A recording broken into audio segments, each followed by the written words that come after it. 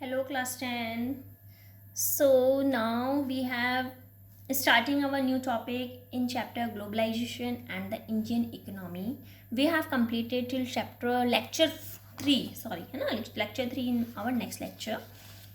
So we have studied about production across countries, foreign investment, foreign trade, interlinking production across countries, what is MNC, features of MNC, we have studied about it, foreign trade and integration of markets, we have studied about it. Okay, so now we are starting our new topic, that is globalization.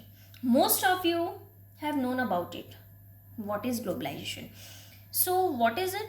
In the past 2 to 3 decades, more and more MNCs have been searching for locations around the world which would be comparatively cheaper for their production. 2-3 decade से मतलब पिछले की अगर बात करते हैं तो ज़्यादा से ज़्यादा जो एमएनसी कंपनी थी, भाई एमएनसी हो या कोई भी हो, हर कोई ये चाहता है कि भाई उनके जहाँ पे वहाँ पे सेटअप करता है अपना बिजनेस जहाँ पे चीपर प्रोडक्शन हो, यानी कि उनको लेबर वगैरह सस्ते मिले, ठीक है ना, सब चीज़ उनको ईजीली अवेलेबल हो. तो एमएनसी भी यही कोशिश कर रही थी कि कहाँ पे उनका जो प्रोडक्शन है वो चीपर हो, सस्ता हो. Foreign investment by MNCs for in this countries has been rising. जो फॉरेन इन्वेस्टमेंट था एमएनसी का इन कंट्रीज़ में वो राइज हुआ. At the same time foreign trade जो था कंट्रीज़ में हैज़ बिन राइजिंग रैपिडली. जो फॉरेन ट्रेड था वो भी बढ़ा, ठीक है ना, इंक्रीज हुआ. MNC also control a large part of the foreign trade. MNC control करने लगी जो फॉरेन ट्रेड हुआ करता था, इम्पोर्ट एक्सपोर्ट अक्रॉस कंट्रीज जो हुआ करता था, उसका लार्ज पार्ट को कंट्रोल करने लगी. For example, the car manufacturing plant of the Ford Motors in India produces cars for the Indian markets. It exports cars to other developing countries and export car components for its manufacturers around the world. आपको पता है जैसे for example जो car manufacturing plant है India, Ford Motors का India में, वो क्या करती है, कार्स को प्रोड्यूस करती है, ठीक है ना, इंडियन मार्केट के लिए, और एक्सपोर्ट करती है कार्स को दूसरे डेवलपिंग कंट्रीज़ में, ठीक है. जो उनके कंपोनेंट्स रहते हैं उनको भी पूरे वर्ल्ड में क्या करती है, सेल करती है, ठीक है ना, एक्सपोर्ट करती है. Similarly activities of most MNCs involve substantial trade in goods and services. Now greater foreign investment and greater foreign trade has resulted in greater integration. अब क्या हुआ, जितना ज़्यादा फॉरेन इन्वेस्टमेंट हुआ उतना ज़्यादा फॉरेन ट्रेड हुआ, उससे क्या हुआ, इंटीग्रेशन जो था प्रोडक्शन का और मार्केट का अक्रॉस कंट्रीज वो भी क्या हो गया, बढ़ गया, वो भी इंक्रीज हुआ. So what is globalisation? Globalisation is the process of rapid integration and interconnection of countries. MNCs are playing a major role in the globalisation process. अगर मैं बात कर रही हूँ एमएनसी की, तो एमएनसी ने एक मेजर रोल प्ले किया है ग्लोबलाइजेशन में, ठीक है. ग्लोबलाइजेशन इसी को बोलते हैं जो इंटरेक्शन हुआ है, एक्सपोर्ट इंपोर्ट कर रहे हैं, अदर कंट्रीज में हमारा सामान जा रहा है, वहाँ से हम मंगा रहे हैं. तो एक तरह से हम कंट्रीज का, हमारे इंडिया का दूसरी कंट्रीज के साथ में जो कनेक्शन है, that is known as globalization.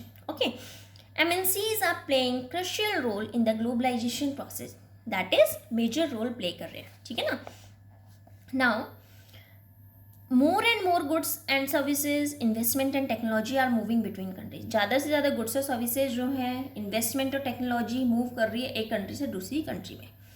Most regions of the world are in closer contact with each other and a few decades back.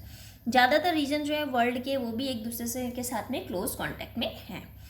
Besides the movement of goods, services, investment and technology, there is one more way in which the countries can be connected. हम goods की बात कर रहे हैं, services की बात कर रहे हैं, इन्वेस्टमेंट, टेक्नोलॉजी. इसके अलावा एक और तरीका है जिससे जो कंट्रीज होती हैं वो एक दूसरे से कनेक्ट हो सकती हैं.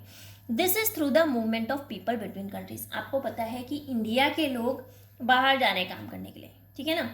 आपको पता है कि अगर जॉब अवेलेबल नहीं है उनके फील्ड की तो लोग बाहर जा रहे हैं पैसा कमाने, कोई अमेरिका, कोई दुबई, कोई सिंगापुर, लंदन, ठीक है ना.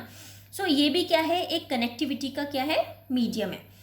People usually travel from one country to another to search for better income, की बेटर इनकम मिले, बेटर जॉब मिले, बेटर एजुकेशन मिले, पढ़ाई के लिए भी लोग बाहर जाते हैं, ठीक है. In the past few decades however due to various restrictions there has not been much increase in the movement of people countries में. पहले क्या हुआ करता था, बहुत ज़्यादा रिस्ट्रिक्शंस था, लोग बाहर नहीं जा सकते थे काम करने के लिए, बहुत कम लोग ऐसे होते थे जो बाहर जाते थे, ठीक है.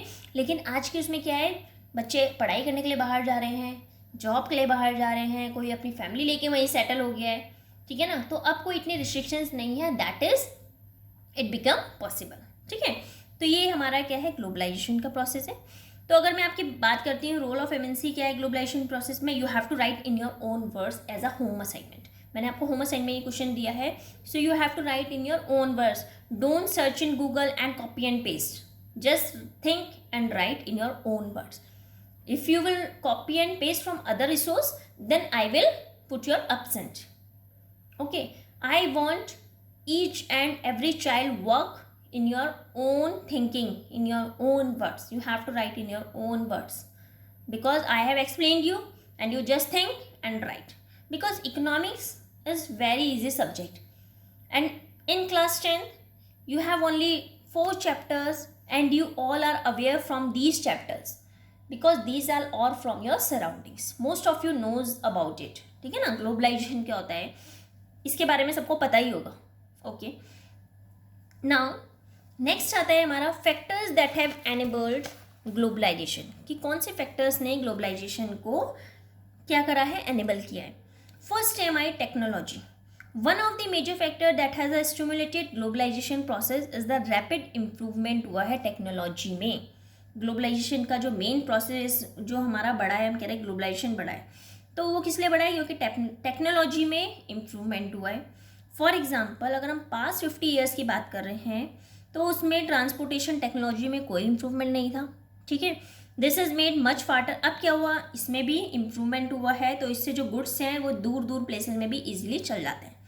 Even more noticeable have been the development in information and communication technology. Recent times में क्या था, जो technology in the fields of telecommunication, computer and internet has been changing rapidly. पहले बहुत कम लोगों को कंप्यूटर वगैरह आता, लेकिन आजकल के छोटे छोटे बच्चों को भी कंप्यूटर, लैपटॉप वगैरह चलाना आता है, ठीक है। Telecommunication facilities such as telegraph, telephone including mobile phones, fax etcetera are used to contact one another around the world, to access information instantly and to communicate from remote areas. This has been facilitated by satellite communication device. ये facilitate हुई है satellite communication device के according, उसके द्वारा। As you would be aware, computers have now entered almost every field of activity. आपको पता है कि हर किसी फील्ड में कंप्यूटर जरूरी हो गया है, चाहे आप एजुकेशन की बात करें चाहे किसी जॉब की बात करें। कोई आप फॉर्म भी फिल करते हो उसमें भी मानते हैं कि कंप्यूटर नॉलेज इज मैंडेटरी, ठीक है।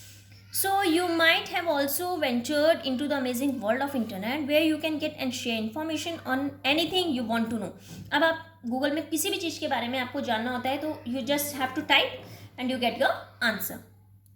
Though internet we can be sent instant, यानी कि ईमेल वगैरह हम सेंड कर सकते हैं, वॉइस मेल कर सकते हैं, वीडियो कॉल कर सकते हैं, we can do this according to ठीक है। Now next one is, अब देखिए goods are placed in containers that can be loaded intact on to ships, railways, planes and trucks. Containers tremendously reduced हुए हैं port handling cost में, इनने increase किया है speed with which export can reach market. अच्छा, using IT in globalisation. एक news magazine में जो लंदन रीडर्स हैं उन्होंने ये देखा था कि ये मैगजीन डिज़ाइन हुई थी और प्रिंट हुई थी दिल्ली में। जो टेक्स्ट था मैगजीन का वो इंटरनेट के थ्रू दिल्ली ऑफिस में भेजा गया था। डिज़ाइनर्स ने जो दिल्ली ऑफिस में थे उन्हें ऑर्डर मिले कि कितनी उन्होंने मैगजीन को from the office in London से वहाँ से टेलीकम्युनिकेशन फैसिलिटीज़ को यूज़ करने के द्वारा डिज़ाइन करना है। Designing is done on a computer, design तो कंप्यूटर ने की है। प्रिंटिंग के बाद मैगजीन्स जो हैं एरोप्लेन के थ्रू, एयर के थ्रू लंदन भेजी गई। Even the payment of money for designing and printing from a bank in London to a bank in Delhi is done e banking. मतलब एक बैंक से काम वहाँ हो रहा है, दिल्ली में प्रिंट हो रही है, लंदन भेजी जा रही है, तो ये सब किसके थ्रू है, इंटरनेट के थ्रू, ठीक है। Now next one is liberalisation of foreign trade and foreign investment policy. Liberalisation, trade barriers. अब एक और एग्जांपल देखिए, let us once take the example of imports from Chinese toys in India. मैंने आपको बताया था चाइनीज टॉयज मंगाए जाते हैं इंडिया में, ठीक है। Suppose the Indian government puts a tax on import of toys. Suppose हमारी इंडिया गवर्नमेंट क्या करती है कि हम चाइनीज़ प्रोडक्ट मंगा रहे हैं उसमें टैक्स लगा देती है। सो व्हाट वुड हैपन, इससे क्या होगा, those who want to import these toys would have to pay tax. भाई जिसको इम्पोर्ट करना है, जिसको इम्पोर्ट कराना है इन टॉयज को, तो उनको टैक्स पे करना पड़ेगा। Because of the tax buyers will have to pay a high. अब उन्होंने भाई टैक्स पे किया है, सो वो किससे लेंगे पैसा, किससे अपनी वसूली करेंगे, बायर से, ठीक है ना। The Chinese toys will become more costlier, Chinese toys महंगे हो जाएंगे। It will no longer be as cheap in the Indian market, वो सस्ते नहीं रहेंगे इंडियन मार्केट्स में। And import from China will automatically reduce, जो इम्पोर्ट होगा चाइना का वो भी ऑटोमेटिकली रिड्यूस होगा। क्यों? क्योंकि जब वो महंगे सामान हो जाएगा तो कोई खरीदेगा नहीं। जब उनकी सेल यहाँ पे कम हो जाएगी, डिमांड उनकी कम हो जाएगी, तो वो इम्पोर्ट करना भी कम हो जाएगा।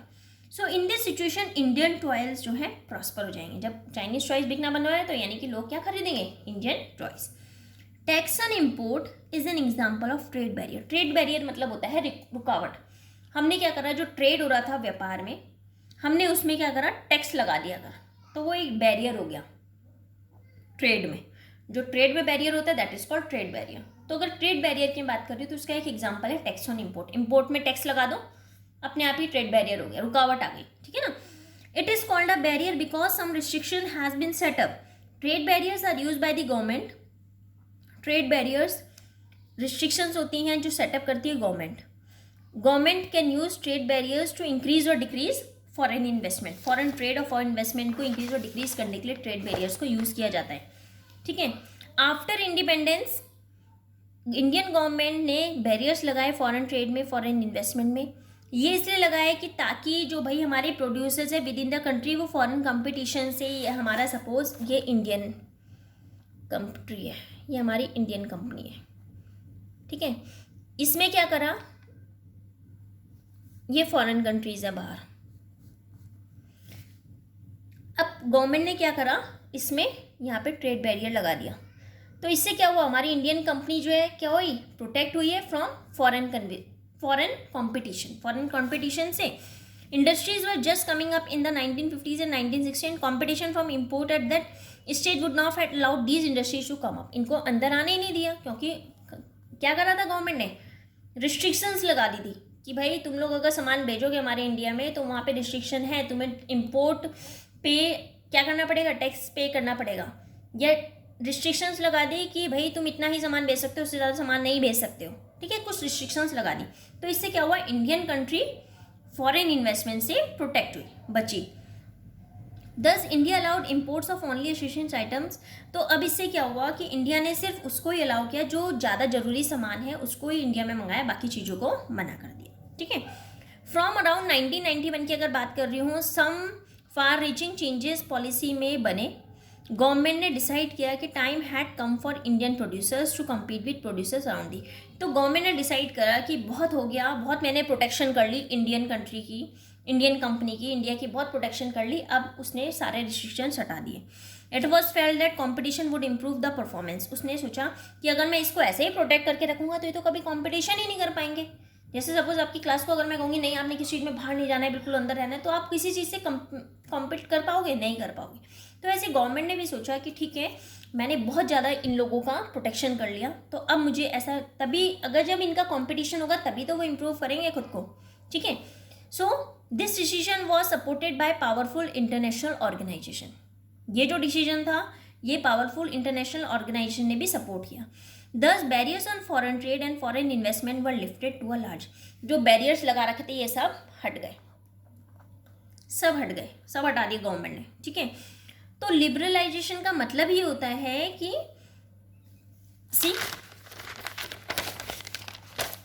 लिबरलाइजेशन क्या होता है, रिमूविंग बैरियर्स और restrictions that have been set up by government on trade is known as liberalisation. जो भी उसने रिस्ट्रिक्शंस लगा रखी थी, जो भी टैक्स वगैरह, इंपोर्ट पे टैक्स वगैरह लगा रखे थे, सब हटा दिए, बैरियर जितने लगा रखे थे सब हटा दिए, ठीक है। तो इसी को क्या बोलते हैं, लिबरलाइजेशन। When the government